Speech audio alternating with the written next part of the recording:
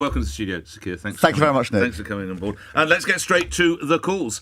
First up, it's going to be Mark in Wandsworth. You're through to Sir Keir Starmer. Go ahead, sir. Your question. Good morning. Morning, Mark. Yeah, Mr. Starmer, good morning. I call you Mr. Starmer because I often think if you drop the Sir Keir, you wouldn't sound like a Conservative. And in fact, I'm a floating voter. But anyway, my question is, why I don't see any sense of politicians leading our country or showing that sense of duty and supporting us in crisis. We all have to rally together and put the country first and get through this crisis. So if Labour got into government, and who knows what will happen in a year or whenever the next election is, but will Labour in government, or even now, stand up to the unions and prevent this consistent attitude of strikes permeating through to society? And of course, Putin must be rubbing his hands together, seeing how Great Britain is falling apart. So what would Labour do? Mark, look, thanks for the call. Nobody wants to see these strikes go ahead, including those who are going on strike. If you think about the nurses, the last thing they want to do is to go on strike. They haven't been on strike ever before.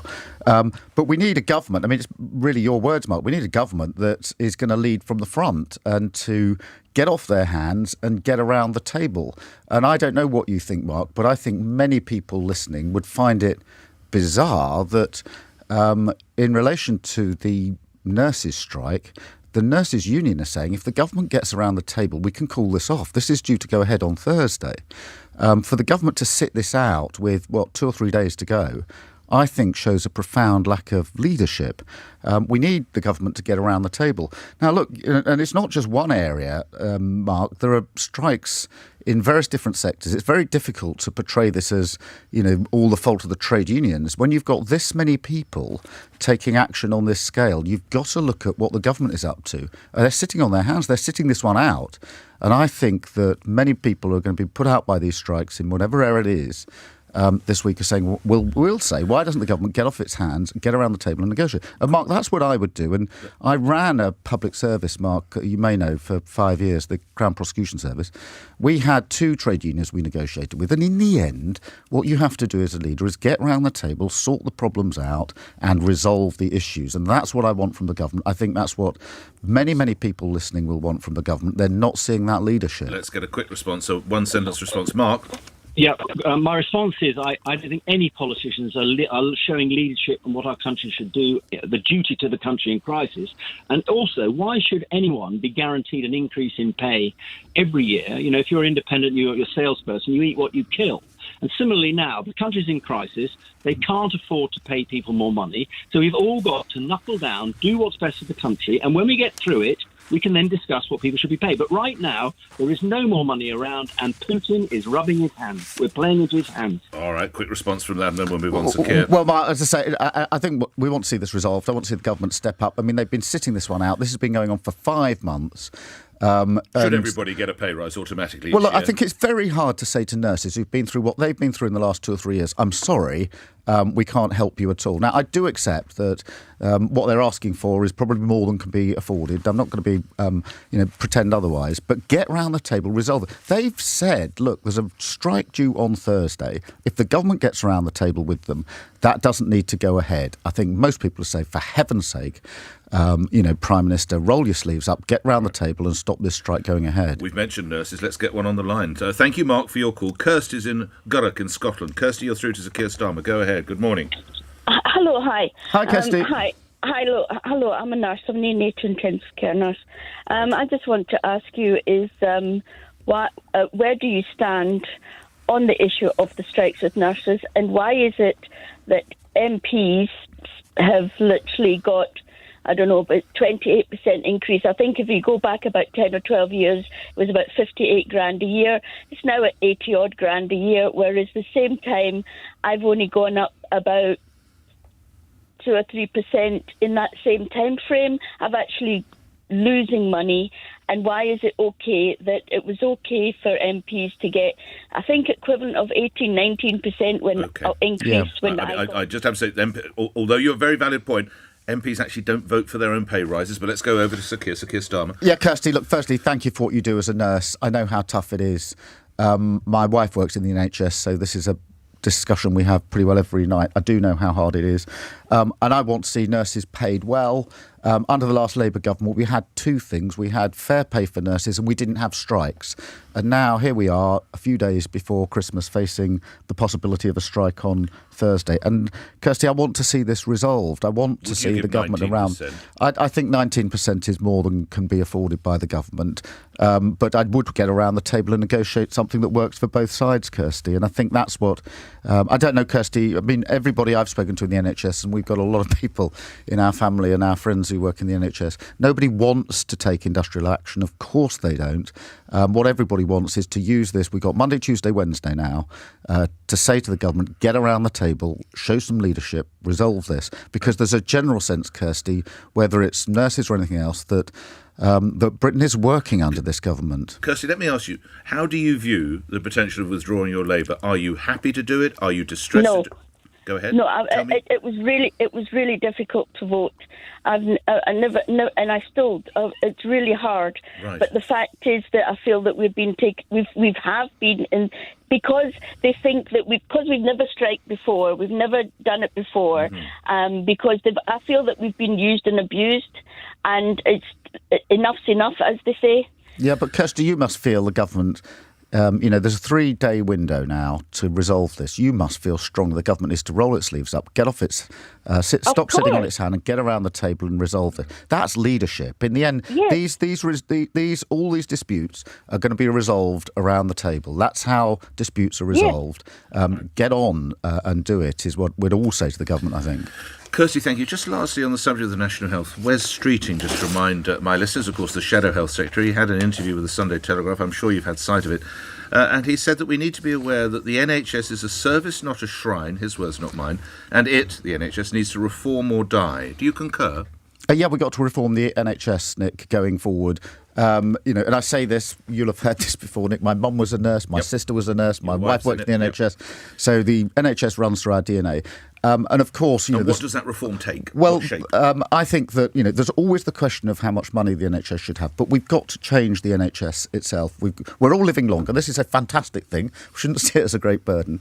But it does mean that we've got to get smart about reforming the NHS. I think that means intervening and preventing much, much more quickly. Now, with all the data we've got, we can intervene more quickly. We can push health towards our communities. I'm a big fan of mental health hubs in our communities. There's more we can do with technology going forward. We've got to reform the NHS as well as, of course, make sure that it is properly supported. I also think, Nick, that one of the underlying issues in the NHS is we haven't got enough people. We want to double the number of medical staff being trained. And we say the non-dom status, tax status has got to go. That would free up a lot of money. We could train twice as many people, medical staff coming into the NHS. The cavalry is coming. That's the fair choice to make.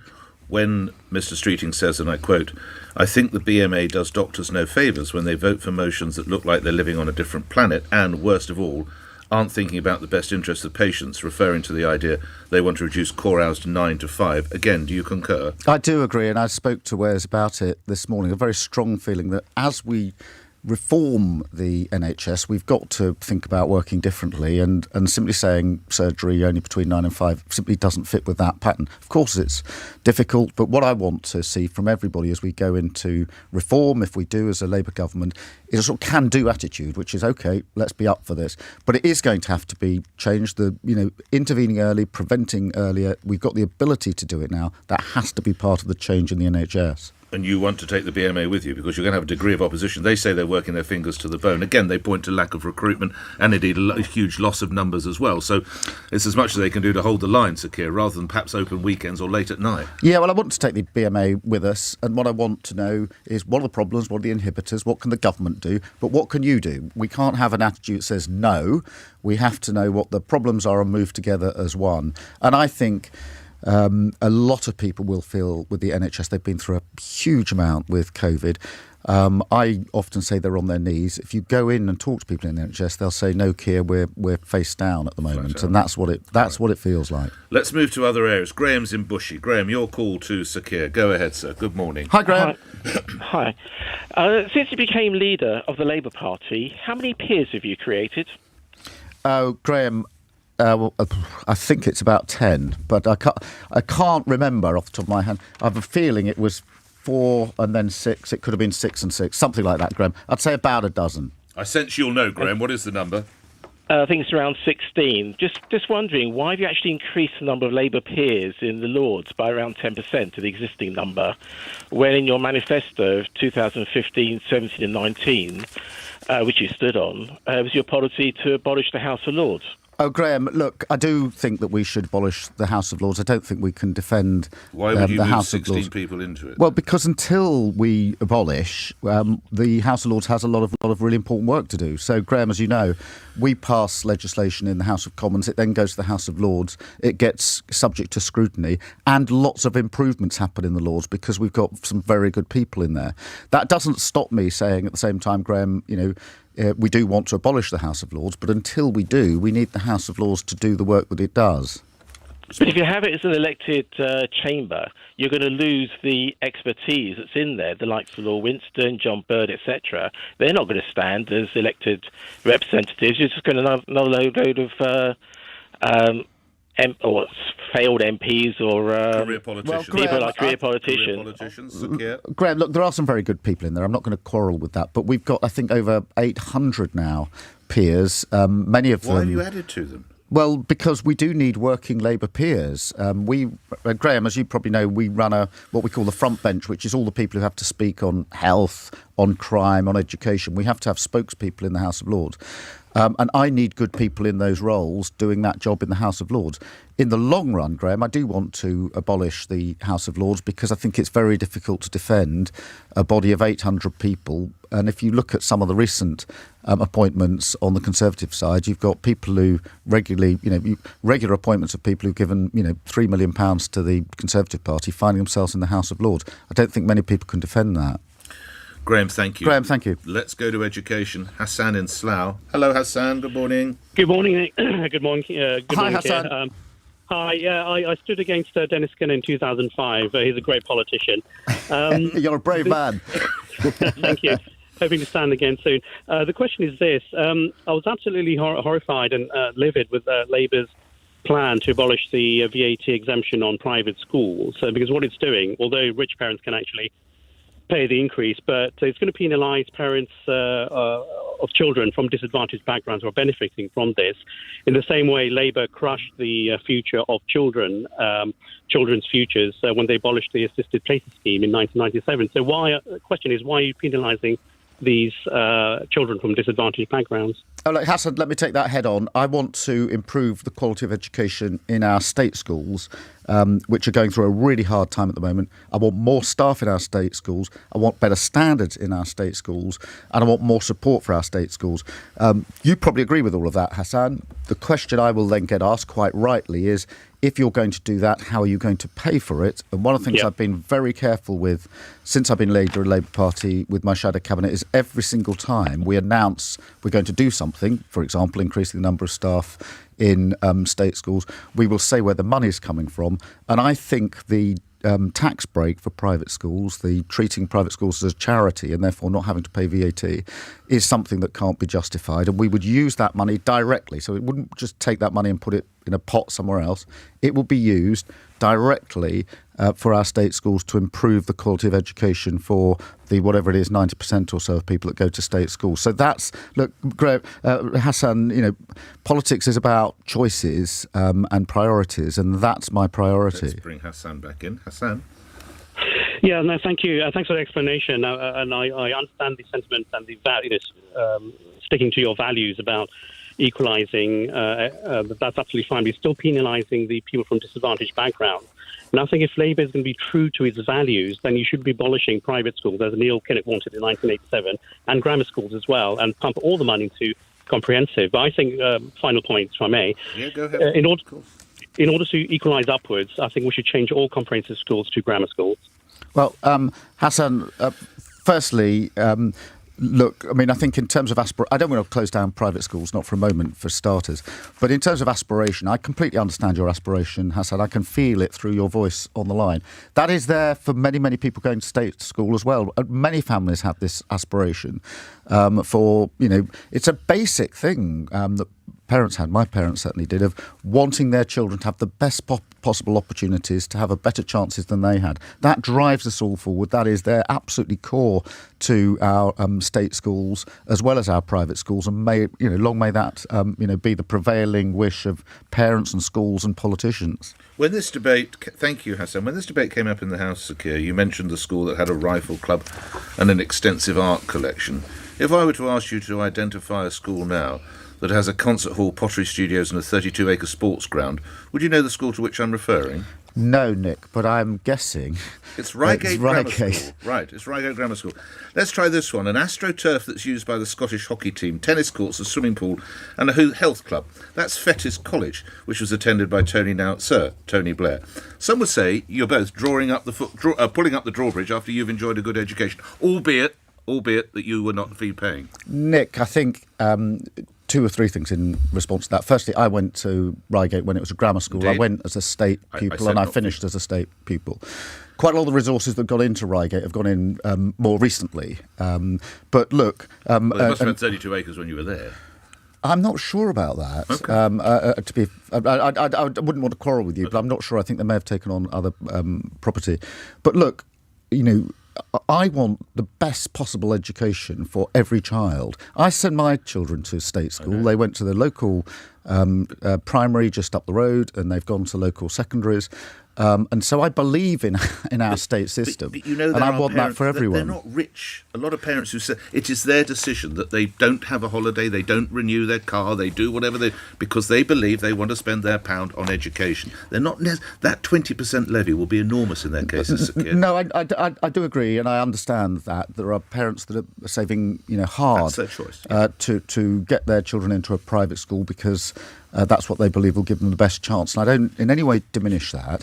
I would gently say there are, hundreds of thousands, millions of parents who, with the best will in the world, simply can't afford it, whatever they do. And their children are entitled to equal and the best chance in state schools as well. And if we're going to improve our state schools by putting more staff in, putting more resources, we've got to answer the question how you're going to pay for it. And I think that ending the tax break for private schools, using it directly for our state schools, is a fair choice to be made by an incoming Labour government. All right, let me get a couple that are coming in from the text, tweets and emails. Pam in Worcester Park. What is your view of Harry and Meghan? Should they retain even their titles? And have you watched the Netflix show? I haven't watched the Netflix show. I've been watching too much football in the last we'll get to that. 3 or 4 weeks. I'm genuinely loath to wade in. Politicians wading in relation to the royal family is Conservative a real... Bob Seeley is putting forward a motion to strip the Duke and Duchess of Sussex of their royal title, so this may well come before you. How would you vote? Look, let's wait and see what the proposal is. I think me wading in, politicians wading in, doesn't help. It's a family, it's the royal family, and I think politicians are a bit too quick to express views. But if you had to vote on it? Well, let's see what the proposition is, Nick. I think this is Bob sort of... I don't know how many people Bob's rallied round on this, but I'd be surprised to see it on the order paper anytime soon. Can I also get a reaction from you on today's GDP figures? I'm sure you've been made aware by your team that the economy has grown, which is good news, by 0.5%, a little more than perhaps some were expecting. But the Chancellor Jeremy Hunt saying it's likely to get worse before it's get better. Quotes, there's still a long road to go. Sir Keir? Look, any growth is good, but this is very, very slow growth, far less than what we would want or expect. And this has been the story, Nick, of the last 12 years. Low growth under this government has been the Achilles heel. And if this government in the last 12 years had grown the economy at the same rate as the last Labour government did, we'd have tens of billions of pounds to pay for our public services without raising taxes a bit. So I'm afraid the last 12 years has been a real period of economic failure. Obviously, we had the 12 weeks of madness with the Liz Truss, which did huge damage to our economy and people still paying on their mortgages. But it's not just 12 weeks, it's 12 years. And I think it's, sometimes trying to get the mood of the country. People are fed up. What have we got to show after 12 years of this government? At the end of the last Labour government, you had lots of lists of things you could rattle off to say we've done this, that and the other. What have we got to show? We've got an economy which is failing people left, right and centre, got public services on their knees. We've got a government that's run out of ideas, run out of energy, and I think that's why there's a general sense that we've got to have a change. OK, let's go to the calls. Ricky in Leeds. Ricky, you're through to the Labour leader. Go ahead. Hi, Ricky. Leeds is one of my favourite places. It's where I went to university. It's where I went to university. Ah, fair enough. Oh, really? Yeah, beautiful city, beautiful city. Lived here for about 20 years now. But my question to you, Sir Keir, is at your party conference, you said that there'd be no deal with the SNP under any circumstances. So, if the SNP hold the balance of power after the next election, would you rather allow another 5 years of Tory government rather than do a deal with the SNP? Ricky, we are not doing a deal with the SNP. I say that in capitals. I say it in bold. I said it at my party conference. I've said it many times before and many times since. And so to Ricky's point, you'd rather see somehow the Conservatives limp on in some extraordinary hodgepodge deal than you borrowing 5-10 seats from the SNP and getting over the line. We're not borrowing seats from the SNP and getting over the line. No deal. Look, the SNP will have to make their mind up if they want to bring down an incoming Labour government and prop up a Tory government, then that's their choice and that's what they'll have to sell back in Scotland. Good luck with that one. But Ricky, this is fundamental for me. You know, running through the SNP is their mission to break up the United Kingdom and for Scotland to become independent. I fundamentally disagree. I believe in our union of nations, not just because of what we've achieved historically together, but because of what we will achieve in the future. And if I look at the big challenges of our time, whether it's Ukrainian security, whether it's, a pandemic, whether it's, how we grow our economy, I can't see, or climate crisis. These are issues which will be better met as a union of four nations going forward together. So, Ricky, absolutely no deal with the SNP. I know, Ricky, what's going to happen as we go towards the election. There'll be lots of graphs saying this number of seats and that number of seats. But that's what I'm saying up front, tattooing it on my forehead, no to a deal with the SNP. We're not going to do it. Tattooed on Sir Keir's forehead. Ricky, thank you. Unequivocal there, Sir Keir. John in Wallington, you're through to Sir Keir Starmer. Go ahead, sir. Good morning. Morning. Hi, John. Nick. Hi, John. Hello. Morning. Can I call you Keir? Yeah, of course you can. People have called me a lot worse than that, John. Okay, mate. But what I would really like to know is exactly what are Labour going to do to stop the illegal migration? And are you aware of the level of anger that there is when they see people coming across the channel, being put up in hotels, free heating, free food, when British people are struggling and scared to put their heating on? Yeah, John, look, thank you for raising this. We've absolutely got to get a grip of this. The government's completely failed on this. They've lost control of our borders. I strongly believe, John, that the way to deal with this is firstly to go upstream to deal with the criminal gangs that are driving this. There are criminal gangs behind this that are making a lot of money out of a lot of misery and putting people in boats to cross the channel. The only way to deal with that is upstream. We have the National Crime Agency, as you may know, John, which is the body that would be used for that. We need to work with other authorities across the world and go right upstream to stop these criminal gangs. John, when I was Director of Public Prosecutions running the Crown Prosecution Service, this is exactly what we did. We had cross-border teams to deal with drugs, to deal with guns, and we need it to deal with people. And I'd have a really hard resolve on that. But, John, we also have to look at what's happening back here. You may have heard this, John, but I found it absolutely staggering that of all the people that arrived by boat in 2021, only 4% have had their asylum claims processed. 4% of all of those that arrived in 2021. And that is because the Home Office and the government has completely lost control of the processing of these applications, which is why you have people in accommodation for so long. So, John, amongst the things we've got to do, tackle the gangs in the first place and, for heaven's sake, clear up what's going on back here. This government is utterly failing us. Is Albania a safe country? Albania is somewhere that is safe, and I think Yvette Cooper was out just the other day saying that we should have a fast track in relation to countries like Albania. And so how does that work? If I come from Albania, I'm effectively turned around and sent back? Yeah, well, you can have fast track on an assumption that some countries are safe. Albania will be one of those countries. So Albanians need to know you come here, What if they say they're a victim of trafficking? Well, obviously you've got to look at the circumstances, but you could have you could say these countries are in a different category. They can be done much more quickly. We don't need to have country It used to be known details. as a whitelist many years ago. We probably need a different language now, but it looks something such as that. Yeah, that's what Yvette Cooper was putting out there, and we could do that much more. But Nick, we've got to speed this up because the government is. It grandstands on this, but it's lost control of the borders, and the number of asylum claims being done is shockingly slow. Let's try and get at least 2 more. And Tom in Yarm in North Yorkshire. Tom, go ahead. Tom, Mr. Starmer, how do you feel about soldiers having to do the jobs of people who are earning more than £12,000 a year than they are? And this is coming from a veteran who in 1979 had to do those jobs and look at those people, knowing that they were earning then almost twice as much as I was. This is a soldier making, or indeed a member of the military, around £22,000 having to step into various roles. Sir Keir. Tom, look, firstly I'd say thank you to the military for everything that they do, Should they be having to stepping do in. this? I don't want them to step in because I want the issues resolved. I also know, because I've been to see and talk to those involved in these operations in the military, I know they will be really worried because whenever they deploy, whether it's stepping in this winter, whether it was COVID, the first question they ask themselves, Tom, you'll know this, is how do we get out?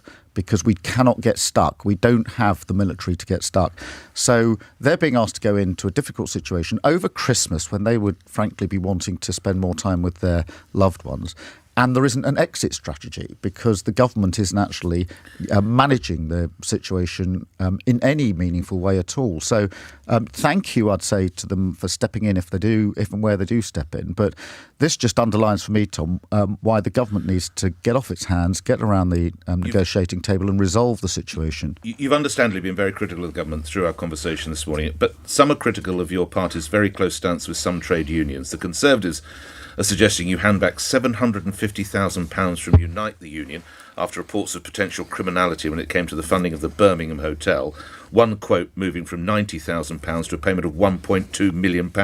Will you hand that money back? And does the former General Secretary Len McCluskey possibly need some kind of investigation? Well, Nick, in relation to the investigation, obviously the current General Secretary has referred this to the police. So she is clearly cleaning up and making sure everything is properly investigated. And there is a criminal investigation, so I'll say not much more about that.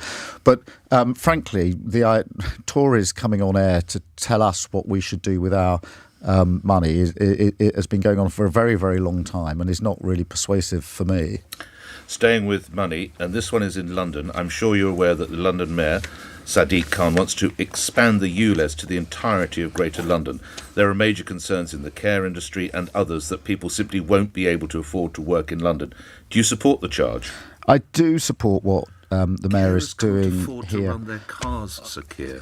We need to accommodate communities and those that need to travel around, but we do have a massive air pollution problem in this country, particularly here in London, and we can't keep walking around it. So we do need to take action. We need to work with communities because these are always whenever It needs better scrappage, then, doesn't it, Sir Keir? Well, it does need better scrappage. It needs much.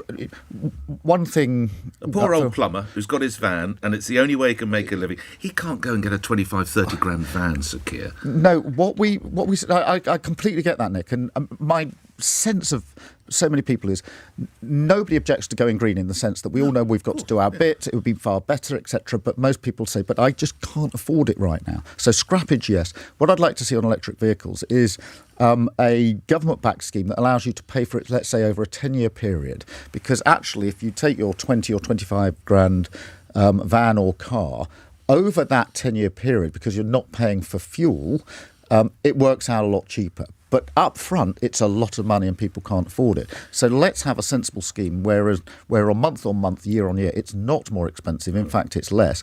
But the net result is you drive an electric vehicle and we do our bit to defeat the damage we're doing to our environment. And here's the question, appropriately enough, the last question coming from Wembley, appropriately enough, Lawrence.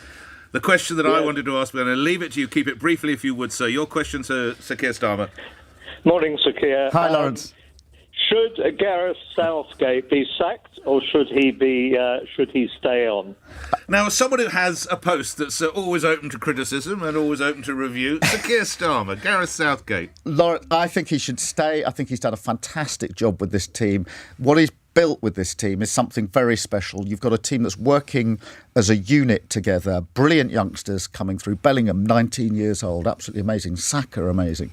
I think Gareth Southgate's done a really good job. I think he leads from the front. Of course, there's the agony of England and penalties. I can hardly bring myself to say that again. But look, I think everybody who's watched England in this competition, or frankly in the Euros last time round, would be really proud of this squad of players.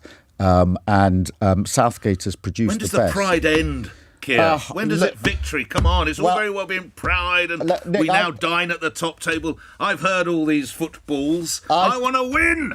This is exactly how I play football, by the way, Nick. I'm not here to play the game, all this stuff about, it's the game and all that. Absolute nonsense, here to win.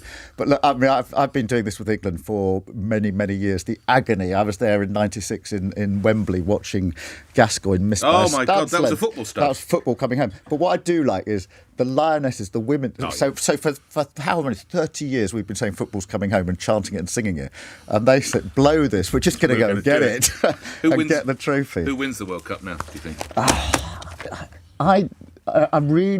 I don't think France, even though they beat us, were quite as good as everybody thinks. Got to be Morocco, then. Morocco are really interesting to watch them go through. So keep a close eye on Morocco, I'd say. Enjoyed our time together. If I don't see you, can I wish your family a happy Christmas? Thanks for coming in throughout the course of the year, Sir Keir Starmer. Here on LBC, where news is next.